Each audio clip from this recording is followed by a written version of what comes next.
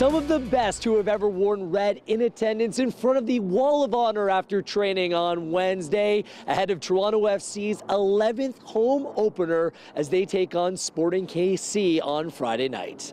Gareth Wheeler pitch side inside BMO Field. The buzz across the city as Toronto FC ready to kick off their home schedule, and it's how they perform at home which is going to be all important to their ambitions this year. From being just a good team at MLS to being a team that can truly contend and compete for the Supporters' Shield, it matters how you perform at home. Last year, Toronto FC, 8 wins, 6 draws, and 3 losses on their home schedule. For me, that's just simply not good enough if they want to take home the Supporters' Shield. Some of those draws need to turn into 3 points, and this is how they do so starting Friday night. Here are your keys to the match. Let's focus on a matchup first and foremost. Sebastian Giovinco and Graham Zusi, the U.S. men's national player, started and played against Panama on Tuesday night at right back. Zusi's a converted midfielder playing the position, is very good going forward, attacking from the flank, but defensively has deficiencies. Q Seba, a player who missed last time out in Vancouver and is fully fit. Greg Vanny says it's guaranteed Sebastian Giovinco will play on Friday night. Seba's only played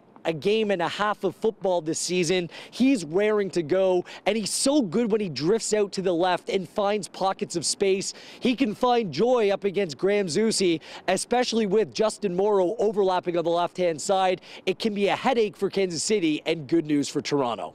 The second key to the match, creating more chances. Toronto FC has scored 2 goals in back-to-back games, but haven't been putting a whole lot of pressure on the other team's goalkeeper. They're only averaging 8 shots per game. That's one of the worst rates thus far through 3 matches in Major League Soccer, especially considering Toronto FC have had 53% of possession of the ball.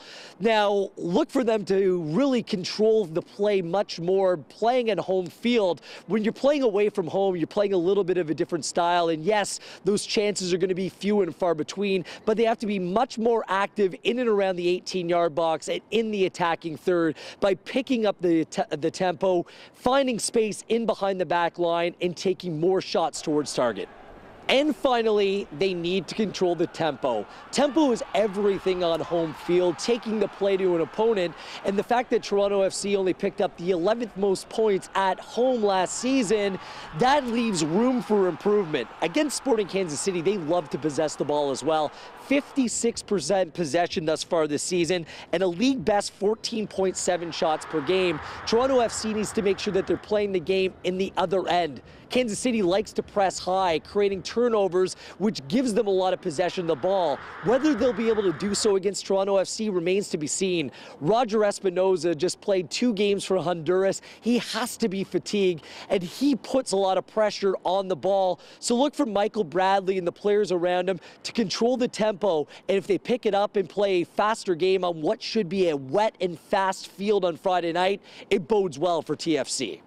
It's going to be a sold-out crowd here inside BMO Field. The vibe will be electric as the club, the team, and you, the supporters, pick up where you left off December 10th in the MLS Cup Final. It's Toronto FC and Sporting Kansas City. Watch on TSN.